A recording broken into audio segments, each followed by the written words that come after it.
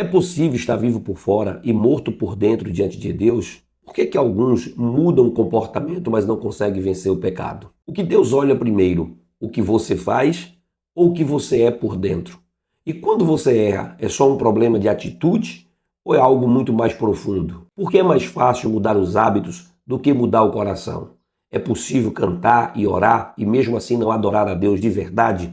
São assuntos como esse que nós iremos estudar na nossa 10ª aula desse quarto trimestre de 2025. Esse quarto trimestre que já está chegando ao fim, mas até aqui Deus tem nos abençoado com lições maravilhosas. Nós estamos estudando aí essa lição que foi comentada pelo pastor Silas Queiroz e eu tenho certeza que fomos edificados durante esse trimestre. Já estamos chegando no finalzinho do ano, mas a nova revista também já está disponível, né, que é a revista da Santíssima Trindade, é o tema que nós vamos tratar no próximo trimestre, mas ainda estamos concluindo esse trimestre falando sobre corpo, alma e espírito, a restauração integral do ser humano para chegar à estatura completa de Cristo. Se você ainda não verificou as lições anteriores, eu te convido a entrar aqui no nosso canal, aqui no YouTube, e você verificar as lições que a gente posta anteriormente. Você pode conferir alguns dos assuntos que nós já estudamos anteriormente.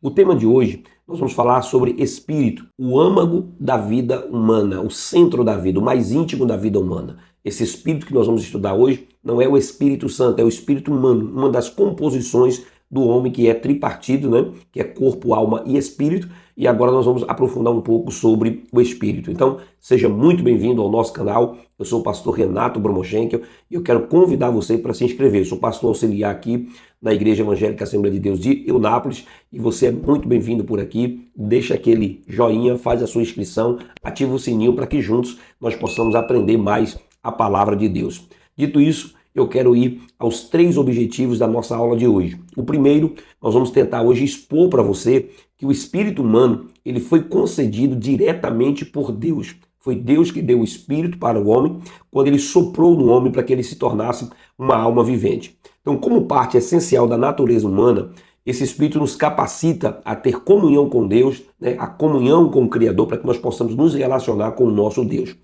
O nosso segundo objetivo é enfatizar que o pecado ele pode enraizar-se no espírito, gerando atitudes como soberba, inveja e outros pecados mais que podem acontecer quando o pecado ele está enraizado ali diretamente no espírito.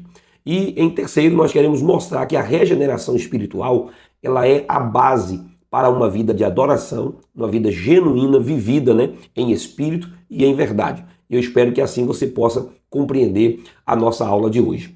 Vamos à nossa introdução. Nós já estudamos até aqui, nós vamos agora começar a 10ª aula, mas até a 9ª aula, nós estudamos sobre o corpo e a alma. Falamos sobre as várias funções do corpo, tudo aquilo que está ligado ao corpo, como o corpo, né, se relaciona com o mundo exterior e transmite essa comunicação para dentro.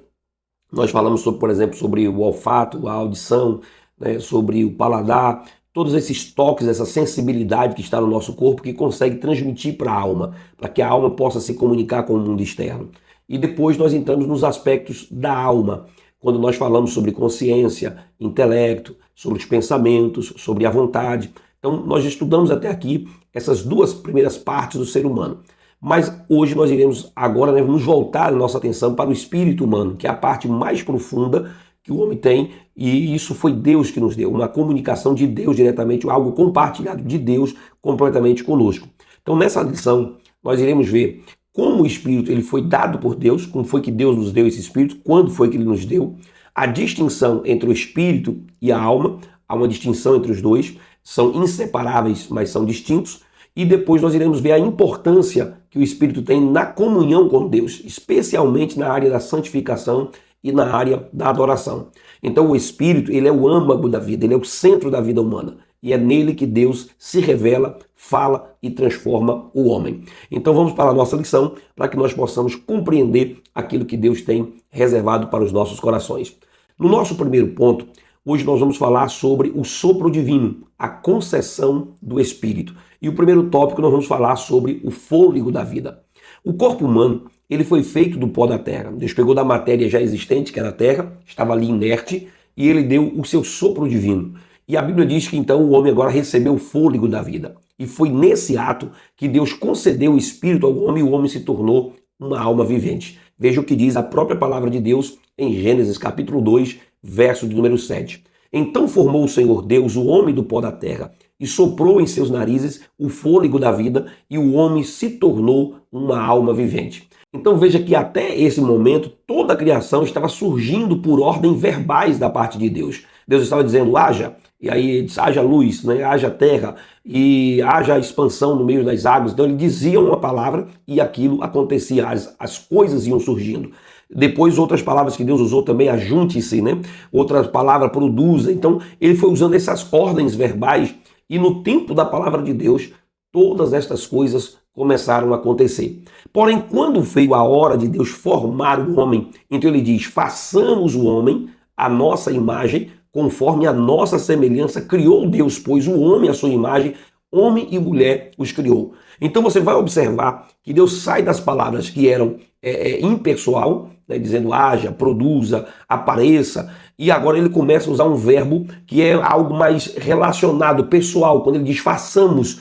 Diferente, né, do restante da criação, o ser humano não surge apenas por ordem divina, agora por uma deliberação especial. O próprio Deus está indo na formação do homem. Aí ele usa o verbo aqui, né, fazer, o verbo criar. E talvez alguns possam até achar que é uma contradição. Deus fez ou Deus criou? Eu diria que as duas coisas. Deus fez o homem a partir do pó da terra, uma matéria que ele já tinha criado anteriormente, quando ele disse haja terra. Então ele pegou dessa matéria já existente para formar o homem e ao mesmo tempo ele criou nele a vida espiritual por meio do fôlego divino, quando ele soprou na sua narina para que ele pudesse receber o fôlego da vida. Então veja que Deus formou o homem, diz o texto, então o Senhor formou o homem do pó da terra e depois soprou em suas narinas o fôlego da vida e o homem tornou-se uma alma vivente. Como observa o comentarista Derek Kidner, ele diz que o homem foi colocado tanto no mesmo nível da natureza como acima da própria natureza. Isso porque ele tem as características dos demais seres vivos. Por exemplo, se você olhar em Gênesis, o homem foi feito do pó da terra. Quando você olha lá em Gênesis, ele se alimenta como também a própria natureza se alimentava, como os animais se alimentavam, comendo das coisas, né, dos alimentos que estavam ali disponíveis. E ele reproduz também, se reproduz, né, para procriar também. Então veja que o homem tem características semelhantes à natureza. Mas, ao mesmo tempo, existe uma distinção fundamental no homem. Quando Deus diz, façamos o homem a nossa imagem e a nossa semelhança. Então aqui o homem passa a ter características diferenciadas da própria natureza, porque o homem foi formado pessoalmente pelo próprio Deus. Além disso, o homem é colocado em posição única.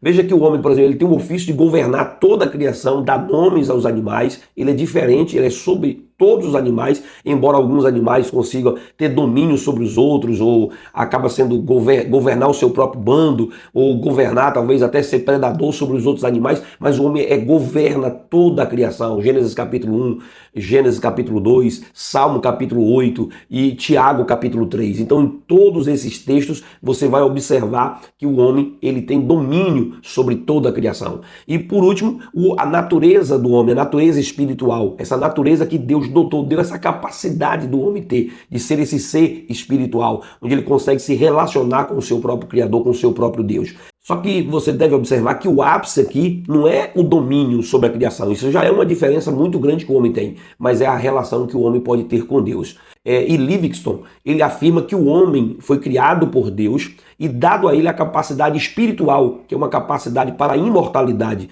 Essas são as características, façamos o homem a nossa imagem, a nossa semelhança. Aqui o homem, por exemplo, ele tem um aspecto moral, ele é portador da semelhança divina, ele tem a capacidade de moralidade, a gente falou isso em lições anteriores, e ele tem também a capacidade intelectual, que é dotado de razão e de governo, a capacidade diferente e distinta de todos os animais. Então isso são as impressões da imagem de Deus que está no ser humano.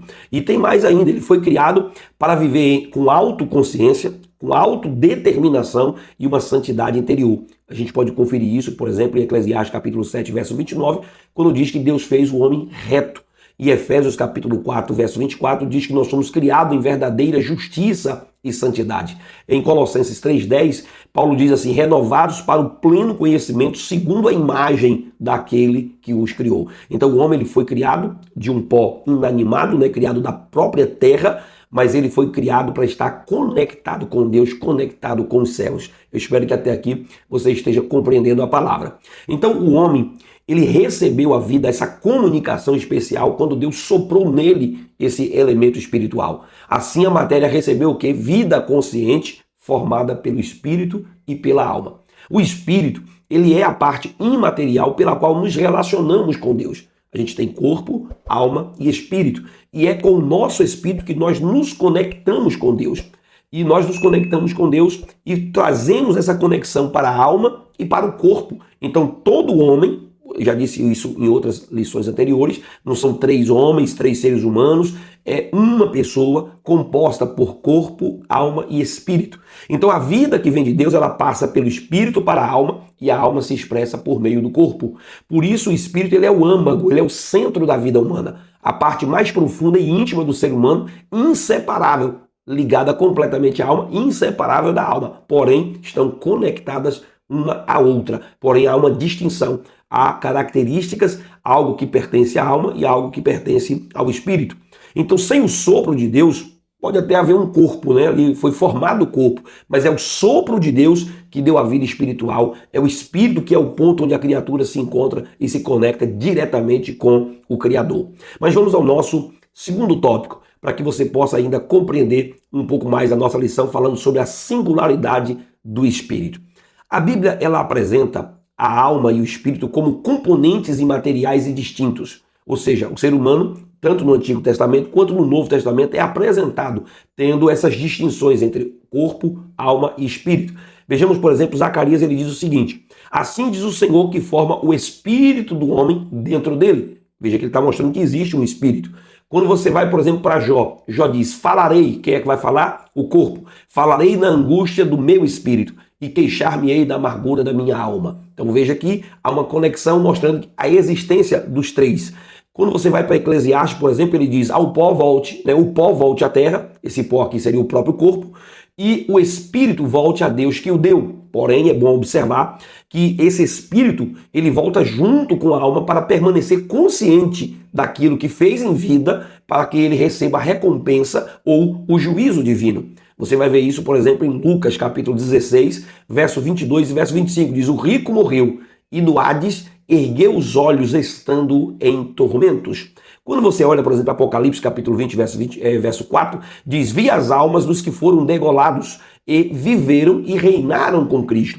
Então esses vários textos, não só esse, como outros textos mais, prova a existência, corpo, alma e espírito do ser humano. Então em vários textos bíblicos, o termo hebraico como ruach, por exemplo, apresenta como a palavra espírito, representa toda a parte, às vezes você vai estar se referindo a uma parte só, mas está falando como um todo, como também apenas a uma parte isolada, como apresenta também em outros textos da Bíblia. Só que da mesma forma, também aparece como referência ao ser espiritual completo. Às vezes vai se falar do espírito, mas se referindo a todo o corpo. E às vezes vai falar de uma parte completa, se referindo apenas a uma parte do ser humano. Então isso acontece dentro do texto bíblico e é preciso atenção para na hora de ler e também analisar todo o contexto para que não possa fazer uma interpretação equivocada. Então isso mostra que o espírito e a alma são distintos em função, porém são inseparáveis na sua existência.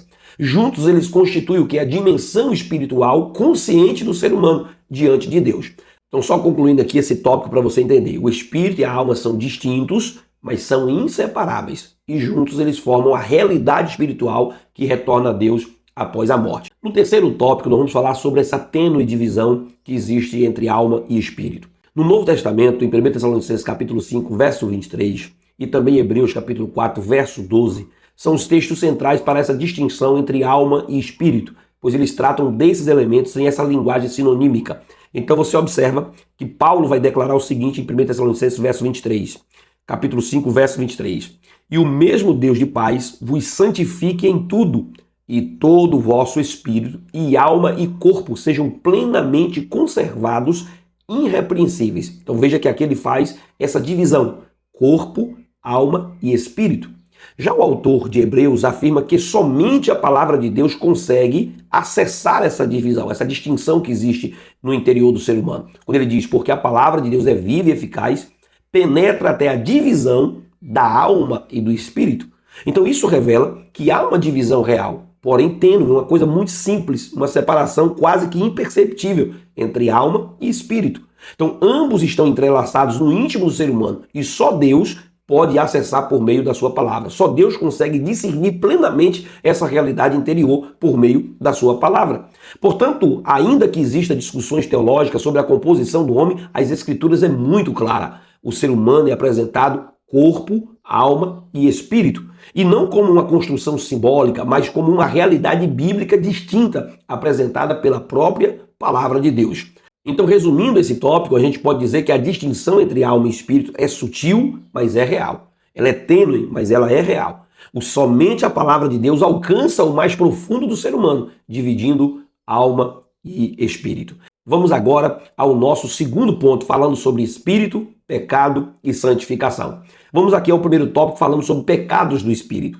Assim como existem os pecados do corpo, por exemplo, como o caso da prostituição, os pecados da alma, como os maus pensamentos, e nós falamos sobre isso nas lições anteriores, existem também os pecados do espírito, como é o caso do orgulho, da soberba, da vanglória, da inveja. São os pecados que estão arraigados ou enraizados no próprio espírito do ser humano. Veja, por exemplo, em Provérbios, capítulo 16, verso 18. A soberba precede a ruína e a altivez do espírito precede a queda. Veja, por exemplo, em 1 Timóteo, capítulo 3, verso 6. Para que não se ensoberbeça e caia na condenação do diabo. Então veja que aqui Paulo está mostrando alguns pecados que estão ligados também às questões do espírito. Esses pecados, eles costumam às vezes ser piores que os pecados do corpo, porque às vezes eles são sutis, às vezes são ocultos, não digo aos olhos de quem tem, né, de quem está praticando, mas às vezes é mais sutil aos olhos de quem vê, de quem está do lado de fora, não consegue às vezes enxergar, só que eles causam um grande estrago. Às vezes até você percebe o orgulho, a soberba, a vanglória, a arrogância, a inveja, mas tem hora que eles estão ali, enraizados naquela pessoa, e aquela pessoa tem ações, atitudes que parece até ser normal, mas às vezes estão sendo motivadas pela soberba, pelo orgulho, pela arrogância, né, pela inveja que tem do outro. Você vai ver que pecados, por exemplo, como a inveja, o cidadão ele é capaz de destruir o outro pelo aquilo que o outro tem, não porque ele não tem, é porque ele não quer que o outro tenha. Deu para entender? Então às vezes são coisas bem sutis. Você vai dizer, não, fulano está com inveja de alguém. Não, ele não está com inveja, que ele também tem. Mas às vezes não é que ele tem, né? Não é que ele não tenha, ele tem. Mas às vezes ele quer que você também não tenha, ele quer aquilo que você tem, ele não quer que você almeje, que alcance aquilo que você alcança. Então às vezes são pecados que estão lá enraizados, né? Como é o caso da soberba, do orgulho, da arrogância. São pecados que estão ali intimamente ligados. Veja que a casa dos soberbos o Senhor demolirá. Em Provérbios capítulo 15, verso 25. Então está mostrando os grandes estragos que isso consegue afetar na vida das pessoas. E além de ferirem seus próprios autores, né, além de machucar quem tem esses pecados, consegue destruir relacionamentos e espalhar contendas com as outras pessoas. Esses pecados são gravíssimos, como orgulho, soberba, vanglória, arrogância, inveja. São pecados que afetam diretamente o relacionamento com as outras pessoas. Olha o que o texto diz: onde há inveja e ambição egoísta, aí há confusão e toda obra má. Tiago capítulo 3, verso 13 até o verso de número 16. Então você dá para entender aqui que os pecados do espírito são tão graves, tão danosos para os relacionamentos, como também os pecados da alma e do corpo. Não estamos dizendo aqui que não são pecados e esses aqui é os que é mais grave, devem ser evitados só esses. Não.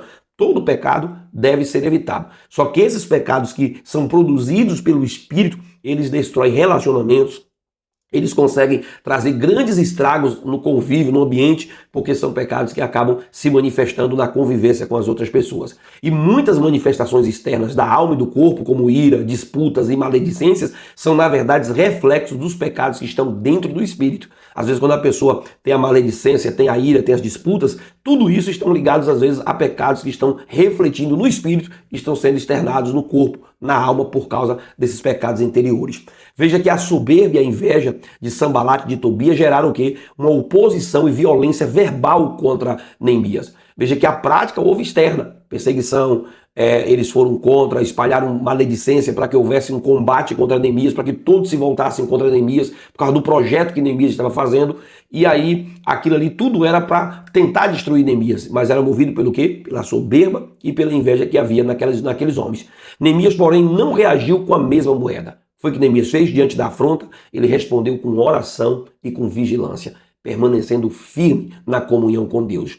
E assim nós aprendemos que diante de oposições capciosas, sistemáticas, diante de tantas perseguições que você possa estar passando por causa de invejas, de arrogância, de soberba, de coisas que vêm contra a sua vida, o caminho, meu querido, é a oração. Oração e vigilância. né? Não baixe a guarda, continue orando, buscando a Deus, porque o Senhor protege a sua vida, protege os relacionamentos, protege a sua casa quando há ciúme, né? Quando a discórdia começa a ser semeada, pessoas querendo dividir a família, dividir a igreja, a congregação, o grupo, a unidade das pessoas, os relacionamentos, as amizades. Tudo isso, às vezes, o inimigo tenta semear algumas raízes de amargura alojadas no espírito, né? Inveja, dissensão, tudo isso vai partindo do próprio interior para tentar destruir relacionamentos e destruir aquilo que você está fazendo, aquilo que você está realizando. E a Bíblia diz, ó, não deixes vencer do mal, mas vença o mal com o bem. Então não pague com a mesma moeda, né? Não faça a mesma coisa,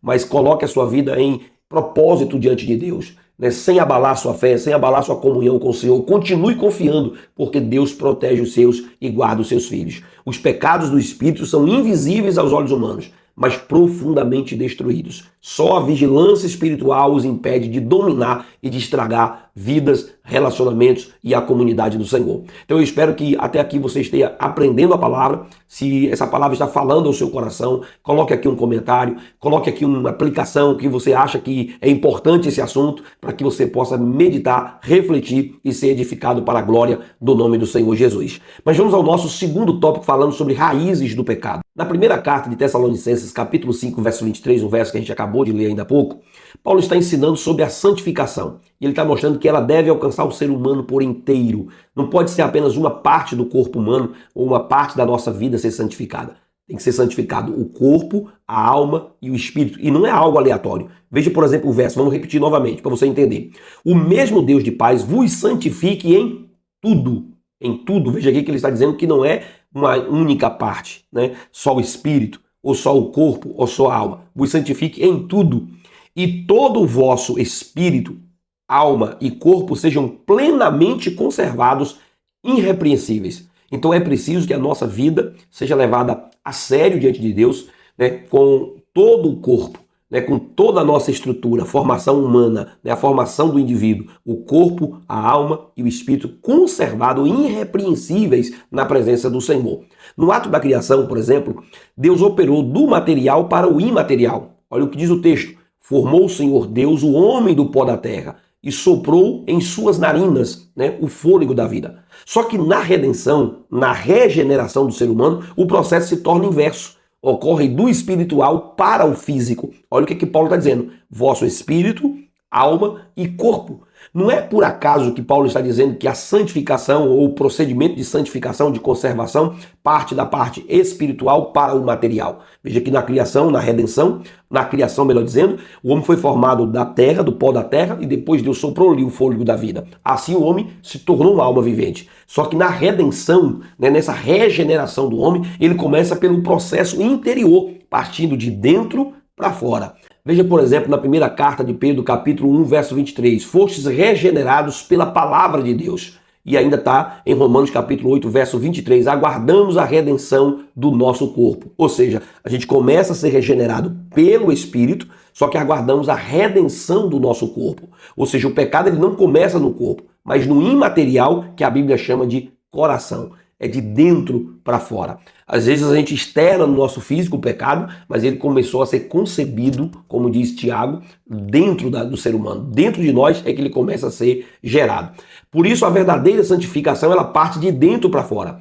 E em Mateus, capítulo de número 15, verso 19, diz: do coração procede os maus pensamentos, homicídios e adultérios. É de onde? Do coração que procede os maus pensamentos, homicídios e adultério. É do interior do ser humano que parte, né, que acontece esses pecados. Então, os pecados começam a ser gerados no espírito, na alma e no corpo. Mas primeiro começa de dentro e depois eles vão ser externados, praticados visivelmente do lado de fora para que as pessoas possam conhecer. Mas é de lá do coração que começam a proceder os desejos pecaminosos e é por isso que a gente precisa começar uma santificação de dentro para fora.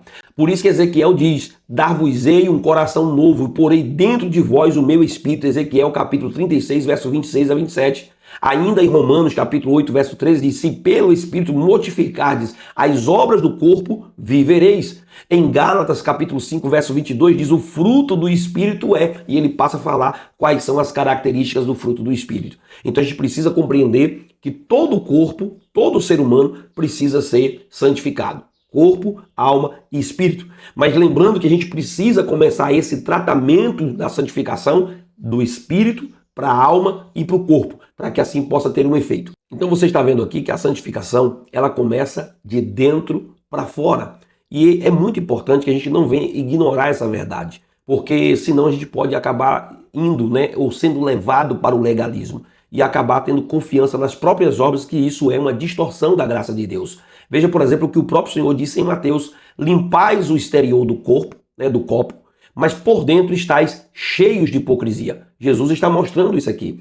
Então ele estava mostrando para quem? Para os fariseus, as pessoas daquele tempo, os religiosos daquele tempo, que tinham uma aparência de piedade, aparência de comunhão com Deus, mas no fundo, eles eram pessoas hipócritas, que tinham uma aparência de vida com Deus, mas não tinha aquela vida com Deus. O interior deles estavam sujos, os pecados do espírito e da alma estavam alojados, enraizados dentro deles. Faziam as coisas por soberba, por arrogância, por exibicionismo, para impressionar as outras pessoas, mas não tocavam o coração de Deus. Ou seja, lavava o exterior do copo, mas o interior estava sujo. E é isso que Jesus estava corrigindo naqueles religiosos, e ele corrige ainda, essa palavra permanece de pé para os dias de hoje. Quantas pessoas, às vezes, porque se vestem com roupas que são as roupas mais apropriadas para os cristãos, uma roupa mais adequada para a gente. Eu não estou dizendo aqui que você não deve se vestir bem, que você não deve evitar os pecados do corpo. Não é isso. Mas às vezes as pessoas se preocupam apenas com a aparência. Se ela tem um corte de cabelo que condiz com aquilo que a religião pede, se ela tem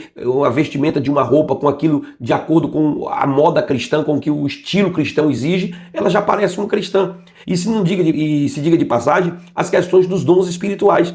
Quantas pessoas, às vezes, por ter algumas características ou evidências dos dons espirituais, se colocam em posição de santidade mais do que as outras? O fulano ali é santo, é um vaso do Senhor, é um profeta, Ele prega bem, ele é um obreiro, ele está no púlpito da igreja, ele é o pastor, ele é o diácono, é o presbítero, é o evangelista, ele é alguém que está liderando, é o regente. Então, pela função que ele exerce, pelo cargo que ele exerce, então parece que aquela pessoa já é uma pessoa santa. Mas, na verdade, muitos pecados, não são todos, mas muitos estão ali com pecados da alma, com pecados do espírito, apenas mascarando, vivendo um legalismo, uma falsa religião, uma falsa vida espiritual, quando está faltando comunhão com Deus, achando que são salvos pelas suas próprias obras. Essas obras de aparência, porque ele acha, porque ele ora, ele já está salvo, porque ele faz aqueles rituais da igreja, está no púlpito, está pregando, está cantando, está regendo, está fazendo alguma atividade da igreja, então ele acha que ele já está salvo. E a nossa salvação, ela não vem das obras, ela vem pela fé em Cristo Jesus. É Cristo que nos salva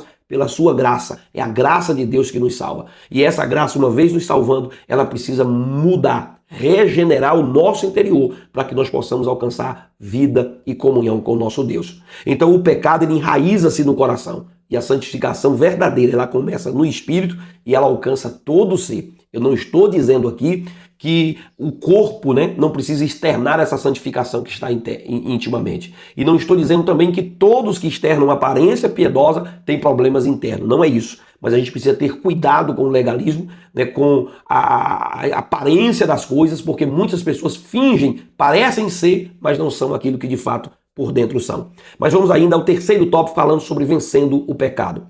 A força do pecado enraizada, ela não é vencida pela capacidade humana, mas quando deixamos de confiar em nós mesmos e passamos a depender inteiramente da graça de Deus e do seu poder que salva e santifica o ser humano. Então essa transformação interna, como a gente falou no tópico anterior, ela não vai acontecer a partir de você, mas a partir da graça de Deus, do Espírito Santo, que vai te ajudar a vencer esses males internos. Veja em Romanos capítulo 6, verso 14, quando Paulo diz: o pecado não terá domínio sobre vós, pois não estáis mais debaixo da lei, mas da graça.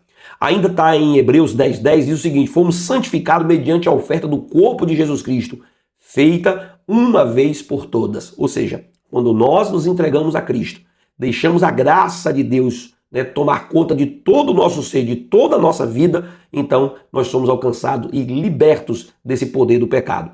Paulo está ensinando que a libertação espiritual é uma obra realizada por Cristo, pois a lei do Espírito da vida em Cristo Jesus nos livrou da lei do pecado e da morte. Então essa é uma libertação que é feita por Cristo Jesus. Então é impossível para o ser humano se tornar perfeito sem a graça de Deus. O que é impossível à força humana se torna possível pelo poder divino que opera em nós como diz Romanos capítulo 8, verso 3 até o 4. Deus enviou o seu Filho, condenou o pecado na carne para que a justiça da lei se cumprisse em nós. Então aquilo que é impossível para nós é possível para Deus. Alguém vai dizer, é impossível viver uma vida de santidade, né? De ter todo o domínio do corpo, da alma, do espírito, viver uma vida plena de comunhão com Cristo. É impossível para o homem, mas é possível para Deus, porque é para isso que nós temos o Espírito Santo morando em nós, para que ele possa gerar o fruto do Espírito, para que ele possa gerar as características que existem no fruto do Espírito nas nossas vidas. Para vivermos uma vida espiritual sadia, saudável, né, precisamos nos revestir de mansidão e humildade, seguindo o modelo de Cristo. Como diz o texto, esvaziou a si mesmo, tomando a forma de servo, conforme Filipenses capítulo 2, do verso 3 até o 8. Então você percebe que é possível quando Cristo é o nosso modelo, é o nosso alvo e o Espírito Santo nos conduz por meio da sua palavra. A arrogância, ela não tem lugar na vida cristã. Quando surgem contendas feitas em nome de Cristo, né? Hipoteticamente em nome de Cristo, isso revela o que? Incompreensão do verdadeiro cristianismo. Quando as pessoas fazem o mal, né, em nome de Deus, né? Quando as pessoas fazem o mal dizendo que está protegendo a obra, protegendo o reino, protegendo a igreja, isso não é o evangelho, isso não é o cristianismo. O evangelho cuida das pessoas, ama o seu próximo, ama o seu semelhante, ama o seu irmão. Nós não podemos, em nome de Deus, destruir o próprio reino de Deus, destruir a própria igreja de Deus. Nós somos chamados para edificação mútua, para que um consola, conforta, edifica o outro, para que juntos nós possamos alcançar os céus. Não sou eu e não é você que somos detentores dos céus, né? Detentores das chaves dos céus. Jesus morreu por mim, morreu por você, morreu por todos nós. E é só mediante a graça que nós somos capacitados. E toda arrogância na vida cristã, ela está tirando o privilégio da graça. Toda arrogância, ela está, na vida cristã, ela está tomando o lugar do verdadeiro cristianismo. Olha o que diz 2 Timóteo capítulo 2, verso 24. Ao servo do Senhor não convém contender. Então não cabe a nós dividir o reino de Deus, mas ajuntarmos para que todos possam ser abraçados pela graça e pela misericórdia. Finalmente somos chamados à santificação contínua. Purifiquemo-nos de toda a impureza, tanto na carne como no espírito, aperfeiçoando a santificação no temor do nosso Deus. Então, querido, a vitória contra o pecado, ela não vem da força humana, mas da graça de Deus operando em um coração rendido, um coração que se rendeu, que se entregou a essa graça, e assim a santificação, a vitória sobre o pecado vem para as nossas vidas. Mas vamos ainda ao nosso terceiro ponto, falar sobre regeneração e adoração. No primeiro tópico, nós vamos falar sobre o novo nascimento. A vitória sobre o pecado, ele começa necessariamente com a experiência espiritual do novo nascimento, um ato de Deus no interior do ser humano, pelo qual recebemos o espírito regenerado. Esse novo nascimento, ele precisa acontecer. E olha o que diz a palavra em João capítulo 3, verso 5 até o 8. Quem não nascer da água e do espírito não pode entrar no reino de Deus. O que é nascido do espírito é espírito. Ainda em Efésios 2, 1 a 6 diz, estando nós mortos em ofensas, nos vivificou juntamente com Cristo. Então nós precisamos receber essa regeneração, esse novo nascimento que é efetuado pelo nosso Cristo na nossa vida. Veja que essa realidade do novo nascimento, ela foi incompreendida por Nicodemos. Ele estava preso aos padrões meramente religiosos da sua época. Ele não conseguia entender o que é que Jesus estava passando para ele, o que era nascer de novo. E o mesmo ocorre com pessoas que conservam essa aparência de piedade, mas não experimentam o sobrenatural da regeneração. Olha o que Paulo diz, tendo aparência de piedade, mas negando o poder dela. Infelizmente, nós estamos tendo muita gente que é apenas os cristãos nominais. Aquelas pessoas que tomaram uma decisão de fazer parte de uma comunidade, de uma igreja, e acaba não tendo um processo de regeneração, vivendo o processo da regeneração. Não se entrega por completo, tem aparência de piedade, mas nega completamente o poder dessa vida piedosa, dessa vida de comunhão com Deus. E com o espírito altivo, tais pessoas acabam resistindo à verdade, relativizam a autoridade da palavra, rejeita a inerrância, a infabilidade das escrituras, moldando a Bíblia aos seus próprios desejos. Ou seja, a Bíblia se torna apenas um amuleto, onde ele usa ela com suas próprias interpretações para adaptar a sua própria vida, a sua própria maneira de viver. Apenas seletivamente escolhendo o que quer da Bíblia, o que serve e o que não serve para ele, e esquecendo as outras partes, o essencial de viver toda a palavra de Deus. Olha o que diz 2 Timóteo capítulo 2, verso 8, lembra-te de Jesus Cristo. O Senhor estava avisando a Timóteo por meio de Paulo, para que ele se lembrasse de Jesus Cristo como modelo que ele deveria seguir. Ainda em 2 Timóteo capítulo 4, verso 3, Paulo diz: porque virá tempo em que não sofrerão a sã doutrina, amontoarão mestres segundo as suas próprias cobiças. Há muita gente que, infelizmente, está querendo a anuência, né, a fala de algum líder para que ele possa praticar alguns pecados. Às vezes eles vão correr atrás de pessoas que possam validar aquilo que ele faz. E aí ele vai dizer: não, eu estou fazendo isso aqui porque o líder permitiu. Mas a palavra permitiu? A palavra está autorizando você fazer? A palavra como um todo não é apenas uma parte seletiva das Escrituras. É por isso que Paulo diz: virá um tempo em que não sofrerão a sã doutrina e amontoarão para si mestres segundo as suas próprias cobiças. Gente que pega os textos da Bíblia e interpreta ao seu bel prazer, interpreta do seu próprio jeito, quando a Bíblia não está falando. Aí eles começam a proibir o que a Bíblia não proíbe ou libera aquilo que a Bíblia não libera. E tudo isso se contradiz, tudo isso não tem fundamento e a gente precisa ter vigilância para a gente não cair nessas armadilhas do diabo. A orientação bíblica é clara quanto à comunhão espiritual. Se alguém ensina outra doutrina, aparte-se dos tais. 1 Timóteo capítulo 6, verso de 1 até o 5. E em 2 Timóteo capítulo 2, verso diz ainda: ninguém é coroado se não lutar legitimamente. Paulo está aqui fazendo uma referência àquelas lutas que havia naquela época, e havia as regras. Se as pessoas não lutarem pelas regras corretas, elas serão desclassificadas. Então, ninguém é coroado se não lutar legitimamente. É preciso lutar dentro das regras da palavra de Deus. A nossa batalha está em cumprir a palavra de Deus a cada dia. Sem novo nascimento não há vitória sobre o pecado, nem verdadeira adoração. Só a transformação espiritual gera vida com Deus. Isso é o que nós estamos aprendendo até aqui. Mas vamos ainda ao nosso segundo tópico, falando sobre em espírito e em verdade. Entender a obra indispensável do novo nascimento é fundamental também para viver uma adoração correta diante de Deus. Nós não vamos conseguir adorar o Senhor sem o novo nascimento. Somente adorando a Deus em espírito e em verdade é que nós vamos alcançar ou produzir a verdadeira adoração.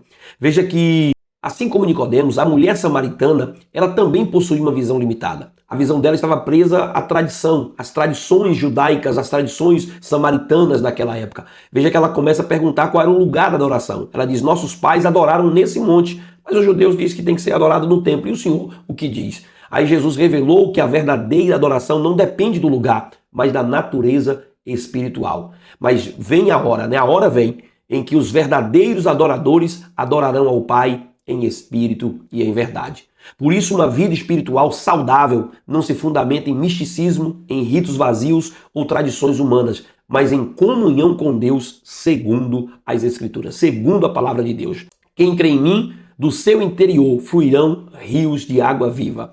Apenas mantendo um relacionamento sério, verdadeiro, autêntico, com o Espírito Santo, com a palavra de Deus, com o nosso Senhor Jesus Cristo, é que a gente consegue ser verdadeiros adoradores, adorando ao Pai em espírito e em verdade. Então a gente tem que ter muito cuidado para a gente não começar a entrar pelos caminhos do misticismo, né, dos ritos vazios, das tradições humanas, a gente se tornar apenas religiosos, legalistas, sem entregar a verdadeira adoração ao Senhor. Porque senão a gente vai estar frequentando a igreja, indo à igreja, mas apenas como um lugar de frequentar, uma opção de ir, e não vamos estar chegando no local e não vamos estar entregando a verdadeira adoração. É preciso sim, acredito que sim, a gente precisa estar participando dos cultos, participando da igreja, participando dos trabalhos do Senhor, mas é preciso, neste local de adoração, a gente ter uma entrega verdadeira. Não apenas verbalizar da boca para fora, tendo uma aparência de que está vivendo uma vida de comunhão com Deus, mas a gente precisa também fazer a nossa alma, o nosso espírito verbalizar, transmitir no local de adoração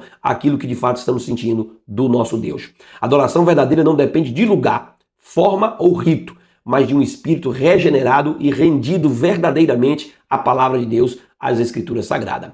Vamos ainda ao nosso terceiro tópico, um espírito quebrantado. O pentecostalismo clássico sempre buscou viver sem práticas ou crenças alheias às Escrituras, procurando refletir o cristianismo bíblico e autêntico. E faz necessário a gente falar sobre o pentecostalismo clássico, porque surgiu no Brasil, ao longo dos anos, vários modelos de pentecostalismo. A gente tem aí o neopentecostalismo, né? E muitas igrejas neoliberais, e vários outros modelos de pentecostalismo, ou modelos de igrejas pentecostais têm surgido ao longo do Brasil. E se diga de passagem que a própria Igreja Assembleia de Deus também tem vários usos e costumes e práticas que são regionais. elas não são aplicadas em toda a Igreja Assembleia de Deus, em todo o território brasileiro. Isso vai de região para região, de cultura para cultura, de lugar para lugar. Mas a unidade doutrinária do pentecostalismo clássico, ela tem sido preservada a partir das próprias lições de escola bíblica. A gente tem a mesma lição sendo divulgada em todo o território nacional, ensinando a mesma doutrina, a mesma linguagem, o mesmo ensinamento, apesar de terem professores diferentes, com culturas diferentes, com capacidades diferentes, mas estamos de alguma forma em todo o território ensinando a mesma doutrina. Então o pentecostalismo clássico sempre buscou viver de acordo com a palavra de Deus, de acordo com aquilo que as Escrituras ensinam, e é isso que a gente tem ministrado a cada manhã, a cada escola bíblica, a cada obreiro que são formados pelos cursos teológicos, uma maneira de manter a unidade doutrinária da igreja. Então Jesus ele ensinou claramente o princípio da verdadeira adoração. Ele diz: Deus é espírito e importa que os que o adorem, adorem em espírito e em verdade. Então isso mostra que a adoração genuína não nasce de formalismo, de ritos ou exibição, mas de um espírito quebrantado, humilde e sincero diante de Deus. Eu sei que tem surgido muitos modismos nos dias atuais, muitos pastores, pregadores e cristãos mesmo, né, os membros do dia a dia, muito exibicionismo, pessoas que querem parecer espirituais, que querem mostrar que têm dons espirituais e com isso são pessoas que são santas, mas na verdade muitos pecados da alma e do espírito estão ali sem ser tratados. Muita gente parece ser espirituais, são seguidos, ganham grandes seguidores, grandes influências e parecem aí os profetas, os pregadores, que são admirados por muito, mas na verdade precisam às vezes ter uma verdadeira adoração, que é adorar a Deus na alma e do espírito. Então isso mostra que a adoração genuína não nasce desses formalismos, desses ritos e dessa exibição. Olha, por exemplo, Salmo 51, verso 17. Sacrifícios agradáveis a Deus são o espírito quebrantado, um coração contrito e humilhado Deus não despreza. Ainda em 2 Coríntios, capítulo 11, verso 3. Para que, como a serpente enganou Eva, assim também sejam corrompidos os vossos sentidos da simplicidade. Paulo está dizendo que assim como Eva foi enganada, né, o diabo também tenta enganar a igreja para que a igreja possa perder a sua simplicidade. E a gente precisa entender que a gente pode ter sim os dons espirituais, eu acredito na atualidade dos dons, eles estão aí para que eles sejam usados, né? Deus deu a ele a igreja para que eles sejam utilizados para a edificação do corpo e não a exaltação pessoal de que você é melhor ou superior às outras pessoas. A verdadeira adoração ela não está buscando aplausos humanos, né? Nem plataforma, nem exibicionismo, nem o reconhecimento humano. Não é isso que a verdadeira adoração está buscando. A verdadeira adoração ela é fruto da simplicidade, da reverência e da rendição total ao nosso Deus. E eu posso resumir esse tópico dizendo que onde há quebrantamento, há adoração. Onde não há humildade, não há um verdadeiro culto sendo prestado a Deus. Toda vez que alguém está fazendo as coisas, né, liderando, pastoreando, pregando, ensinando, regendo, cantando, ministrando, né, exibindo um louvor na igreja, tudo isso, quando não é feito com espírito de humildade, com coração contrito e quebrantado, essa adoração não tem como estar tocando os céus, não tem como estar tocando ao Senhor. E a gente precisa ter um coração quebrantado. E eu posso concluir essa lição, mas antes eu quero te pedir, não deixa de dar aquele joinha, de fazer a sua inscrição e de ativar o sininho e deixar um comentário aqui do que é que você está achando dessa aula, o que você está aprendendo aqui. Compartilhe com mais pessoas para que juntos nós possamos ser edificados para a glória do Senhor. E eu quero concluir essa lição dizendo o seguinte, que o Espírito é o âmago da vida humana e nos foi dado por Deus para vivermos em comunhão com Ele. Então Deus nos deu o Espírito, esse Espírito, não estou falando aqui do Espírito Santo, o Espírito íntimo, né, que compõe uma das partes do corpo humano, do ser humano. Então esse Espírito foi nos dado para que nós possamos manter justamente essa comunhão com Deus. E por isso não permitamos que os cuidados da vida nos façam esquecer que somos seres espirituais. Às vezes envolvido com tantas coisas dessa vida, com os prazeres, com as coisas que a vida nos oferece, a gente acaba se esquecendo de que nós somos seres espirituais e precisamos manter a comunhão com o nosso Deus. Então, desfrutar da presença de Deus fortalece o espírito, alegra a alma e nos enche de vigor para enfrentar os desafios diários. Então vamos nos manter firmes em nossa jornada rumo aos céus, porque eu creio que lá é o nosso lugar. Sem comunhão com Deus, o espírito adoece. Com a presença de Deus, a vida consegue florescer. Deus te abençoe, a paz de nosso Senhor Jesus Cristo e até a próxima aula, em nome do Senhor. Querendo o nosso Deus, vamos estar aqui ministrando ao seu coração. Deus te abençoe e até a próxima.